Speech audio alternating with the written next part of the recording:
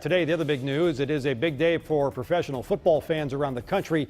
Of course, the NFL draft. But today is particularly exciting for fans right here in town because one of our own could be picked in the first round. 23 ABC Sports Director Casey Kiernan is outside of Derek Carr's house right now to tell us how the first round is going. Casey.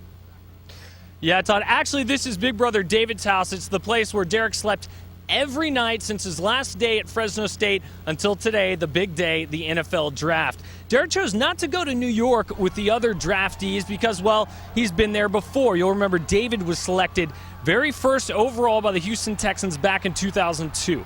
No, instead, Derek wanted to spend this day with friends and family right here in his hometown. There's been so much talk about whether Derek will be selected in the first round by the media or whether he'll have to wait till tomorrow and possibly be selected in the second round. But Derek says he doesn't listen to the media. The only voices he listens to are that of coaches and general managers in the National Football League.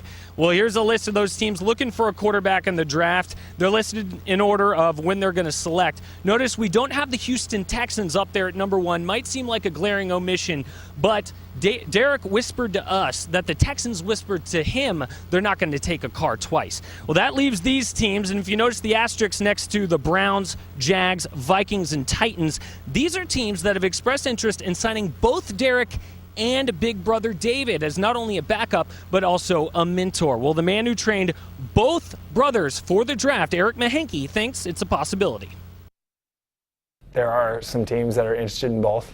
I would say somewhere around 4. You got to think of the teams that want David also need a quarterback and would possibly draft Derek in the first round. It'd be one of those things that needs to really line up perfectly for it to happen, and I think it would be a no-brainer. It would be a no-brainer. It would also be fantastic to see next year both Carr brothers on the same NFL sideline. Well, that's one scenario. There are a whole bunch of others. You're going to have to check back in with us here at 6 o'clock to see if there are any updates. We've been told that Derek, as soon as he's drafted, he'll walk out these gates right here and address the media. Be sure to tune back with us here at 6. For now, we're outside the Carr household. Back to you guys in the studio.